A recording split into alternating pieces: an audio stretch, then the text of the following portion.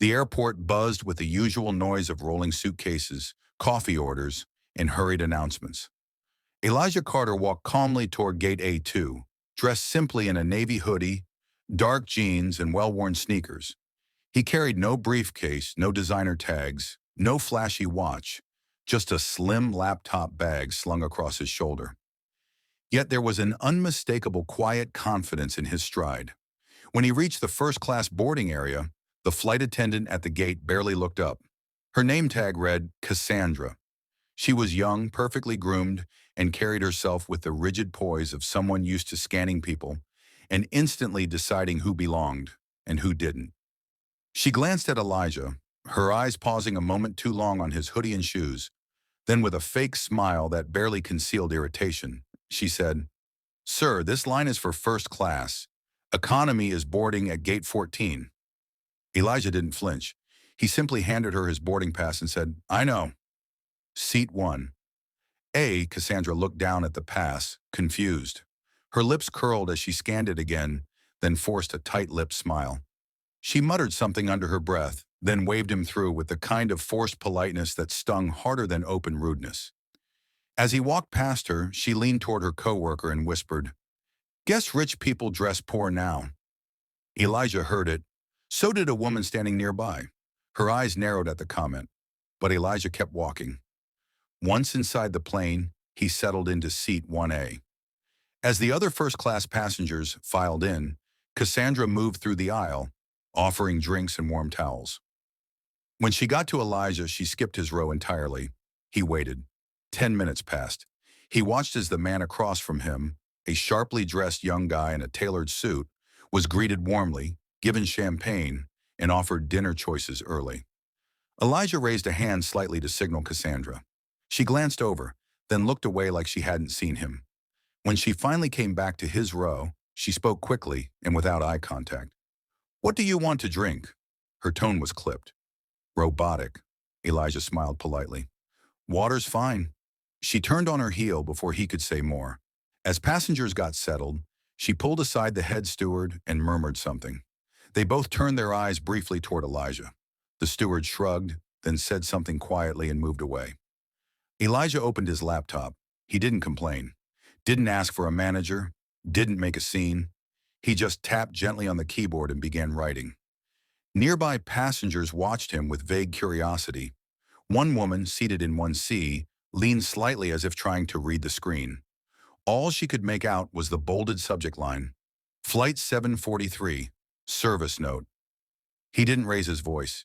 He didn't defend his right to be there. He didn't even look angry.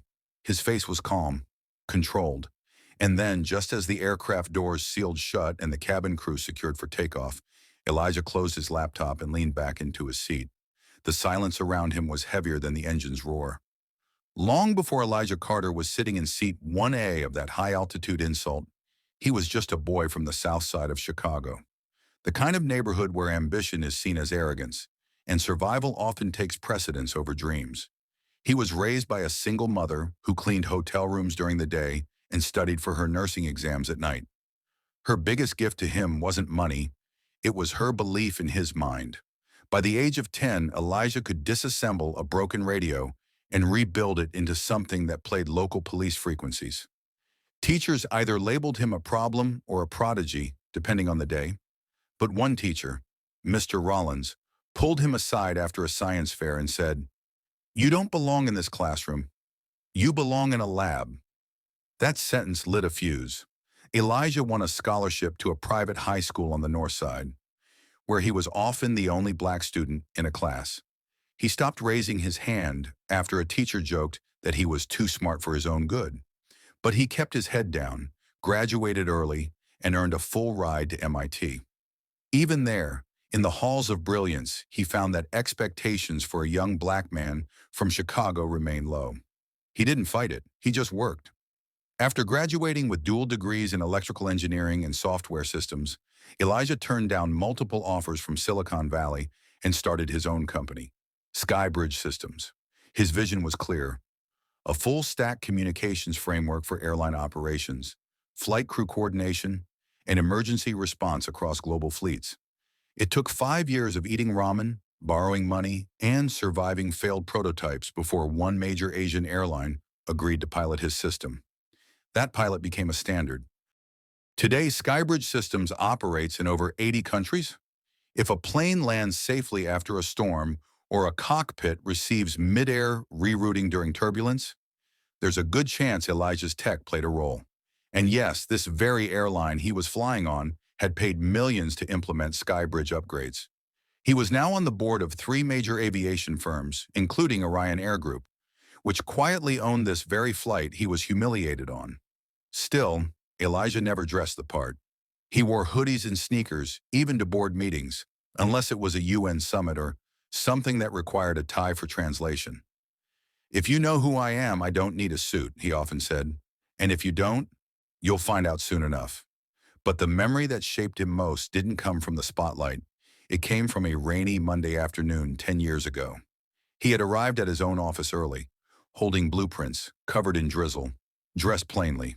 A new junior VP from a partner company had seen him entering the lobby and said, without looking up, "Hey, mop up that spill near the elevator, will you?" Elijah had looked at him, smiled faintly, and responded, "I'll have someone take care of it." He then proceeded to the 24th floor and chaired the meeting that got that VP removed within the quarter. That incident taught him one thing. Power doesn't raise its voice. It simply changes the room. This flight, this casual cruelty from a board gate attendant, wasn't the worst he'd faced, but it reminded him of every small moment designed to humiliate, every elevator he was ignored in, every business dinner where someone assumed he was the assistant, not the owner. And this trip, it wasn't about business. He wasn't flying for meetings, mergers, or awards. He was flying out to see the mother of his childhood best friend, who had died 6 months earlier. A woman who used to cook for him when his mom worked late shifts. A woman who once gave him a pair of clean socks when his only pair had holes. He didn't want attention. He didn't need special treatment. All he wanted was quiet travel. Peace. But peace is easily stolen when the world only sees surface. Cassandra hadn't just doubted his class.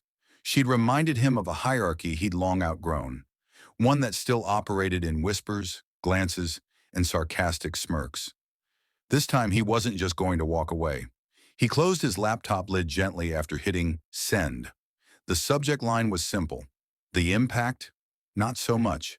This wasn't about revenge. It was about correction. It was about reminding the skies that respect should fly in all directions.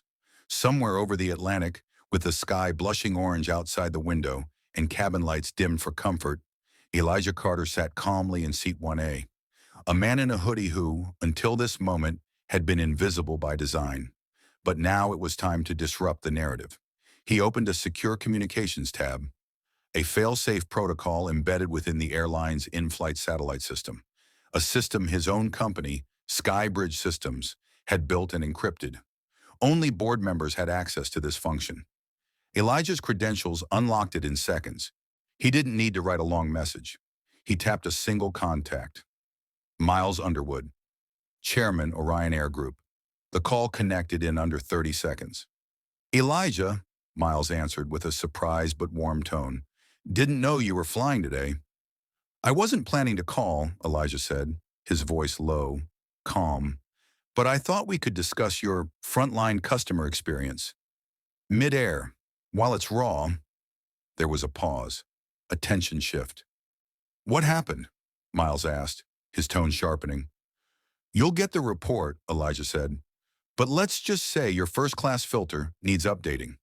He ended the call before it could turn into apologies. That wasn't the point. It wasn't about groveling or grand gestures. It was about awareness, about making sure systems that tolerated bias got shaken to the core. Meanwhile, Cassandra continued her slow, calculated dismissal. She skipped his row again during the meal pass, handing gourmet options to every other passenger with a smile, then sighing and saying, "We're out of options," when Elijah politely asked.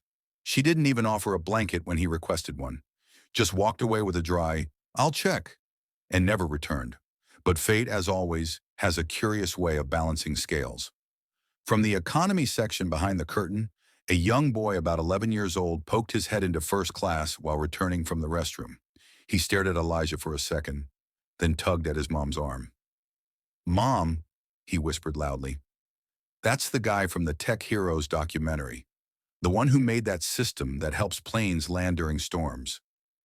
His voice wasn't loud, but just enough to turn a few heads. Cassandra rolled her eyes, waved him off like a gnat, and whispered to a nearby attendant with a laugh, "Kids think everyone with a laptop is a genius." But two business-class passengers who heard the child began to search Elijah's name on their phones. One of them, a senior vice president from an allied travel firm, froze. His face went pale. He'd just received an alert from headquarters that read, "Urgent. Elijah Carter is currently aboard Flight 743. Crew must be briefed. Do not allow service issues to escalate." He leaned across the aisle to his colleague and said quietly, "This is not just some VIP. This man can rewrite our contract with 3 calls." But the damage was already done. In the galley behind the cabin, Cassandra stood giggling with another crew member. Her voice was dripping with mockery as she said, "These people think they belong in our world just because they book a ticket. I mean, look at him. He's probably wearing knockoff sneakers." Unbeknownst to her, Lisa, a senior steward with over 20 years of flying experience, stood just behind the curtain, holding a tea tray.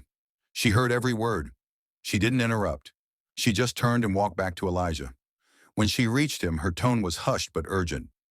"Sir," she said softly, "I think you should know. Word's starting to spread, and some people are realizing exactly who you are." Elijah nodded slowly, closed his laptop, and looked up at her with that same patient, unbothered smile. He stood up. Before anything else could unfold, a sudden chime sounded over the cabin speakers. Then came the captain's voice, clear, steady, and oddly formal. "Ladies and gentlemen, before we continue our journey, we'd like to take a moment to acknowledge a very special guest on board today. Mr. Elijah Carter, CEO of Skybridge Systems and a pioneer in aviation communication technology, is flying with us today. We thank him for his innovations that make flights like this possible." The entire cabin went silent. Heads turned, necks craned. Phones were lifted quietly, screens lighting up with search results, LinkedIn profiles, Forbes articles, TED Talks. It took only seconds for everyone to know. Seat 1A wasn't just occupied by some man in a hoodie. Cassandra emerged from the galley at that moment, laughing lightly, until she saw the stillness. She froze mid-step. Her smile vanished. Passengers were now watching her. The same woman who had mocked, dismissed, and humiliated someone she thought was beneath her. Elijah sat back down. He didn't look at her. He didn't say a word, because the message had already been delivered. Not with shouting, not with ego, just with presence. The wheels touched down with a soft groan, and the plane rolled gently toward the arrival gate. But the atmosphere inside was different, thick with the weight of realization. First class was unusually quiet. No one looked at Elijah directly, yet every glance in the cabin betrayed awareness. Awareness of who he was, and what had just unfolded at 30,000 feet. As passengers gathered their belongings and the overhead chimes signaled clearance to disembark, 2 men in discreet black suits waited just outside the jet bridge door. Their badges weren't TSA. They were private security from the airline's executive response team, not for detention, but for discreet protection, because the word was already out. News outlets had picked up whispers from the senior VP on board. A camera crew had been notified. But Elijah Carter wasn't interested in fanfare. He rose, stretched lightly, and thanked Lisa, the kind steward who had treated him like a human being, not a status symbol. From his laptop bag, he pulled out a simple cream-colored envelope. Inside was a handwritten letter on official Skybridge System stationery. "For Lisa H.," it read on the outside. He handed it to her with a nod. She blinked. "Is this?" "You'll know what to do with it," Elijah replied gently. Cassandra stood near the cockpit door, frozen, pale, her usual poise gone.